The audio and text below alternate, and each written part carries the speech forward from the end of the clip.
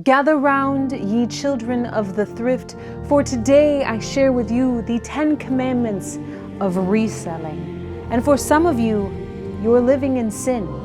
I know I am. Let's get right into it. And we're going to start off with something all of us have probably sinned or are currently sitting with, and that is, thou shalt not hoard thy death pile forever. I know sometimes we do need to have some sort of a death pile. That's natural. It's just a part of this game, whether you like it or you don't. Sometimes you get a massive influx of things. You don't quite have the time to get rid of it because it's more time than you're used to having to put into getting those items posted or sold at markets, whatever it may be. No, it is not a profit pile. While we all like to say that to ourselves, it is definitely a death pile. If you look at a death pile, that is money and time spent on something that you are not getting back. Inventory is not money until it is listed, my friends. There does come a time, though, where you have to kind of separate your emotion from the items and know, am I ever going to be able to get around to this? Is this death pile holding more weight emotionally than it is in profit? And sometimes you just need to know when to donate said item. Sometimes you just gotta give it back to the thrift gods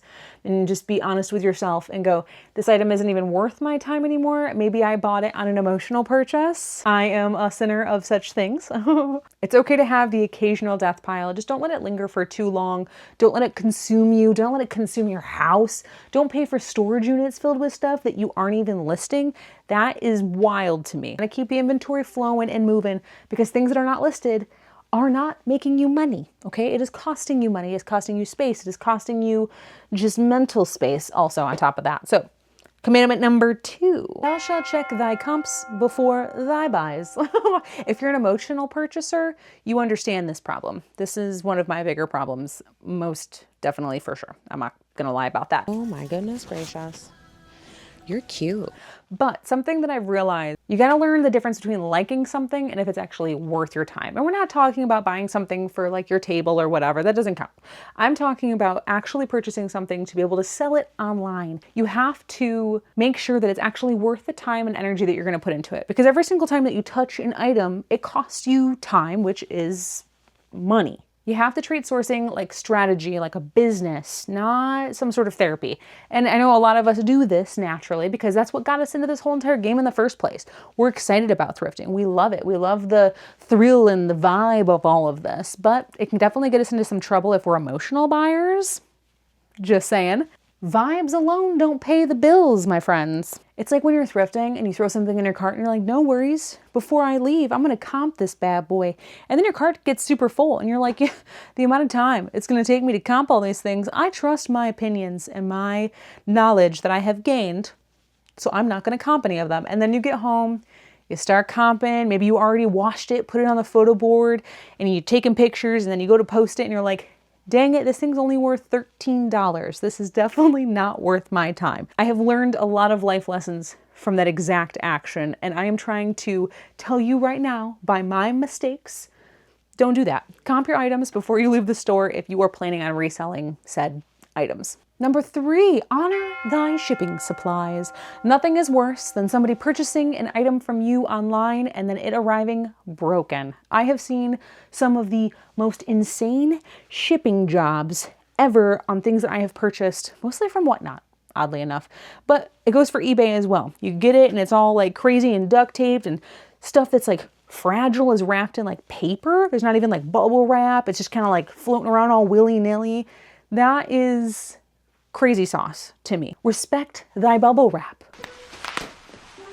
Ship properly. I truly believe this. No one wants to receive an item broken, and you don't want to receive a negative review or an upset customer. That sucks. Every single one of those things sucks. So all you gotta do, take a little bit more time, add some extra tape, put a little more bubble wrap in there, depending on the item. Just make sure that it's gonna get to your customer in the way that you would want it to arrive to yourself. Protect thy item, protect thy margins, protect thy peace. On to number 4. Thou shalt accept returns with grace. Be humbled with the fact that maybe it just didn't fit them, or maybe you shipped it poorly and it was broken and they need to return it. Don't be upset when something gets returned. Returns happen, it's natural. You have definitely returned something to Amazon, maybe just because the fact that you're like, I wish I wouldn't have bought this, okay? It happens. You can see someone's response and go, I know they're lying, but still be okay with it, move forward, because guess what? You got thousands of other items to sell, baby. Don't worry about that one return. And if it seems like they're lying, block them. Block that person from ever being able to buy from you again, so you don't have to deal with that situation in the future. They suck. But again, handle it with grace. And with every single return, know that that's a learning opportunity. Maybe the measurements are not correct going from the factory. So it might be sized as a small, but that bad boy fits like an XX small. Like it's like cutting off circulation to the pits. You know what I'm saying? Be okay with looking deeper into why the return is happening. I've had items that I have sold and they've been returned multiple times and I go, you know what? Maybe this isn't a thing that I want to have happen in the future. So I'm just going to like not post that item again. I've also had where people have purchased something and definitely swapped it out for a different item and then returned the junk one. They might have scammed you. Okay, then you can go to eBay corporate, whatever. Does it still bother you? Yeah, naturally, but you handle it with grace. You just accept it, you move on, and you just go, you got me, and I block you. Okay, and I block you. Learn from all of the returns. Take the time to understand why it is that it happened and don't let it affect you. It's not worth your emotional energy, my friend. Move on to the next item. Keep on moving. Keep on moving forward. Number 5, thou shalt keep your inventory in order. This one is crazy to me. This is something that I think we dealt with a little bit when we first started, and that was putting things in like totes and just kind of being like, this is kind of the shelf that has eBay, because we weren't big enough, right? We were Facebook Marketplace and whatever it was. Things would get broken. Things were not handled properly. But take a little time, invest your energy in a proper inventory system. And there's so many different inventory systems out there. You can go onto YouTube and find a plethora of different systems. I personally go by the number code because I do clothing, so this works for me. And when it comes to shoes, I have them in totes that are boxed with numbers on them, and then I just take a picture of whatever number it is, so I never mess it up. Systems that are organized are for your sanity. There is nothing worse than having to cancel an item because you lost it, because the fact that your listed and your unlisted stuff is literally just like in like a hoard of a pile of clothing in the middle of your room. And if that's what you do, that's okay. Time to correct yourself, okay? This is a sin of all sins, I personally believe, because it just takes a little bit of time, a little bit of effort for you to be able to not have this issue in the future. And trust me, your future self will thank you so very much for being an organized human being. Don't trust your memory. Your memory will betrayeth you. Okay, if you can't find that bad boy in less than 60 seconds, your system is broken and it needs a little bit more tweaking. You always want to make sure that you're touching your inventory as little as possible. I've seen a lot of people keep their clothing in totes, and while it might work for them, something I've realized is you open up that tote and every single time you put your fingers in there, you're touching all those clothes. Imagine one day you ate some cheesy puffs and then you're like going through those clothes, right? And then boom, you got cheesy puffs over 20 shirts because you were looking for one shirt. I'm just saying, this makes sense, guys. And it doesn't get stinky, too. I could eat kebabs down here and it wouldn't smell like kebabs. I don't know, to each their own though. Just make sure it's organized. That's all I say. Just make sure it's organized. Number 6, thou shalt not be swayed by thy hype. Oh man, this is something I see happen so very often, and I fall under said category in the beginning. Now, I have started to specialize in clothing mostly. I'm like 90% clothes, 10% hype. 10% of my things are items that are outside of my normal clothing sourcing. And you always have to make sure that you're learning and you're ever evolving and you're learning about the biggest trends, right? So you are going to be changing all the time. And so that type of hype you will want to jump on board with, because that's just a part of business and learning and becoming better and finding the things that are going to make you the most profit. But that being said, not every bolo is your calling. Okay, if you're a clothing person and you're like, man, I've really been seeing that these fairy lamp things are taken off, maybe I should become a glass seller, and then just completely betray your clothing processes for said glass items. Now, if you come across one at the store and you want to sling that bad boy, totally cool. But don't let the hype sway you and take you away from the things that you know and the processes that you have built. And I've seen this happen a lot where people will jump platforms, and I totally get it. It does work sometimes, but I've also seen where it doesn't work. Said me. And don't get me wrong, I don't regret ever trying out doing other platforms. I just realized that the time that I wasted on trying those platforms for me personally, wasted time that I could have been utilizing for my business that I already had structured that I'm trying to grow still. So, Be willing to pivot, but make sure that you know before you make that jump if that thing is actually going to work out for you. Like when we did it, we made sure that we were still doing this full force. My husband was handling this while I dabbled in the other platform. And when it comes to items, make sure you buy with wisdom, not with FOMO.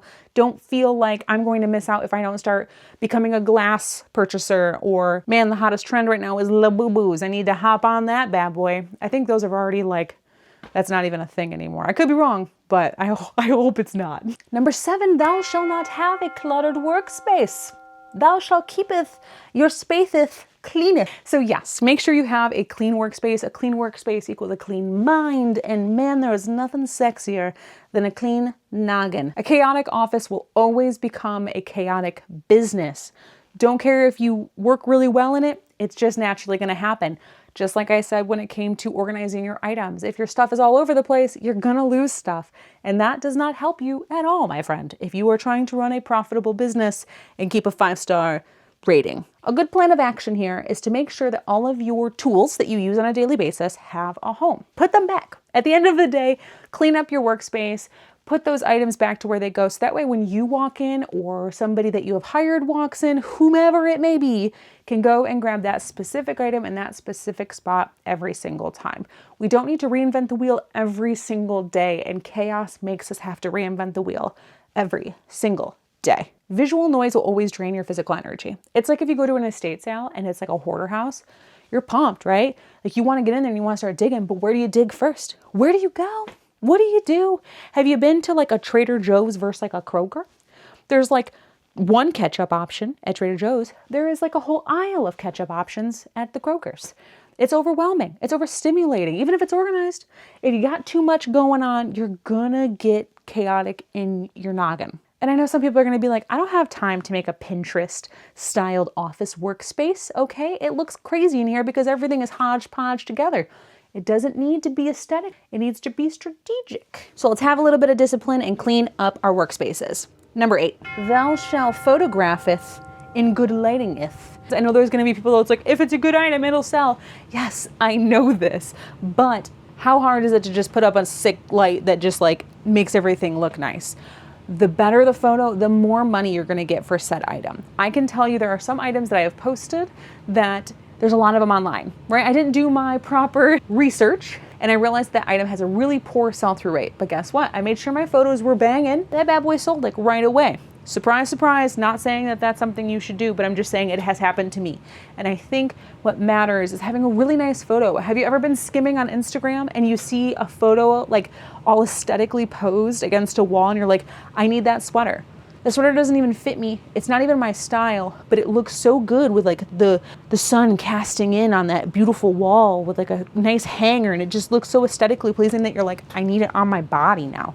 I now wear Ralph Lauren because that sweater specifically. Natural lighting is free, but use it wisely. If it's a cloudy day, your photos aren't gonna look as good as the others. If it's nighttime, well, you're SOL. Better photos equal less returns. Good lighting means less markdown. And grainy photos are inviting lowball offers. Presentation is part of pricing power. Aesthetics matter. Number 9, thou shalt know thy numbers. Revenue is vanity.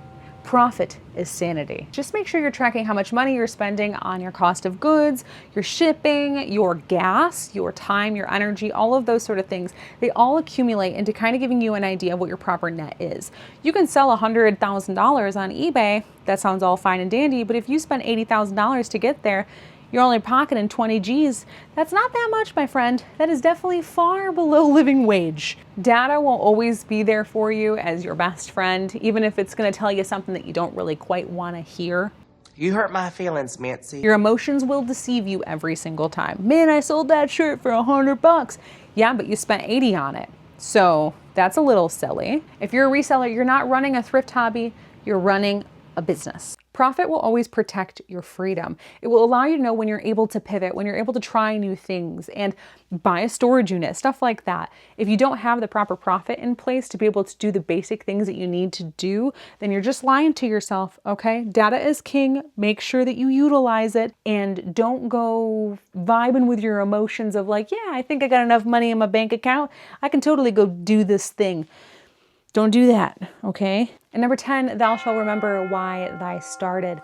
Why is it that you got into this game? Was it for the passion of the items and trying to get those items to people? Was it because of the fact that you're a collector yourself and you have the ability to do this on a scale that can pay your bills? Were you working a dead-end job and you just hated having a boss telling you what to do all the time when you could eat, sleep? 3 hours later. At the end of the day, there's something that we can all agree on, that we did this for freedom.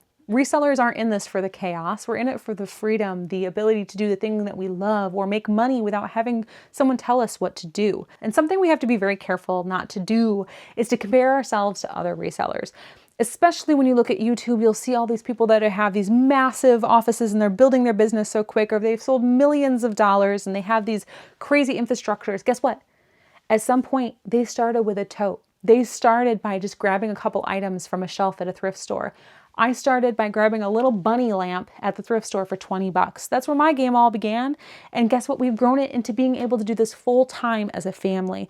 So don't compare yourself. Everyone is at a different chapter of the game. And what matters is making sure that you run your own race and remembering why it is that you got into this at the beginning. Don't compare your chapter 1 to somebody else's chapter 20. And there's going to be days where you don't sell anything, or some weeks where you make half of what you made the week before. That's okay. This game is wild. It is insane. But just make sure to remember why it is that you're doing it day in and day out. What it is about this that gives you the passion, the energy, the joy. Is it the trinkets? Is it the money? Is it the freedom of time? Whatever it is, make sure to always remember that thing and come back to it. Because if you don't, you're not giving yourself grace. The slow weeks will happen. Don't let them crush your soul. Just look back around you and go, is my workspace clean? Is my inventory organized? And remember, reselling is not about perfection. It's about getting better little by little and improving yourself along the way. So what commandment is it that you can work on this week? Because I bet you anything, if you give it a little bit of your time, a little bit of your energy, it can go a really long way. And you might just be surprised by what it is that's on the other side. Have a fantastic day. I will see you next time. And oh yeah, I love you. Goodbye.